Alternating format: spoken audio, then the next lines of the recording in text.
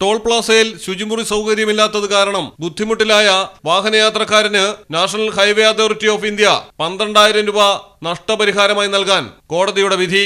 ചെന്നൈയിലാണ് സംഭവം. വെല്ലൂർ സ്വദേശി ഇസ്മായിൽ എന്നയാൾക്കാണ് നഷ്ടപരിഹാരം നൽകാൻ ഉപഭോക്തൃ കോടതി വിധിയായത്.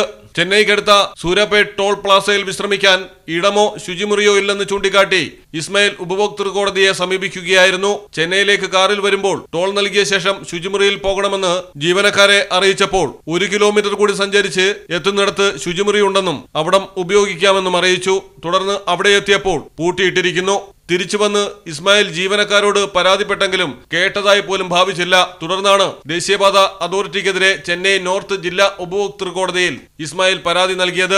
നിയമപ്രകാരമുള്ള സേവനങ്ങൾ ഒരുക്കാത്ത ദേശീയപാത അതോറിറ്റിയെ വിമർശിച്ച കോടതി ടോൾ പ്ലാസകളിൽ പുരുഷന്മാർക്കും സ്ത്രീകൾക്കും ഭിന്നശേഷിക്കാർക്കും എന്തുകൊണ്ട് പ്രത്യേക സൗകര്യങ്ങൾ ഒരുക്കുന്നില്ല എന്ന് ചോദിച്ചു. സേവനത്തിലെ പോരായ്മ മൂലം മാനസിക വിഷമങ്ങളും കഷ്ടപ്പാടും ഉണ്ടായ ഇസ്മായിലിന് നഷ്ടപരിഹാരമായി 10,000 രൂപയും കോടതി ചെലവുകൾക്കായി 2,000 രൂപയും നൽകാൻ കോടതി ഉത്തരവിടുകയായിരുന്നു.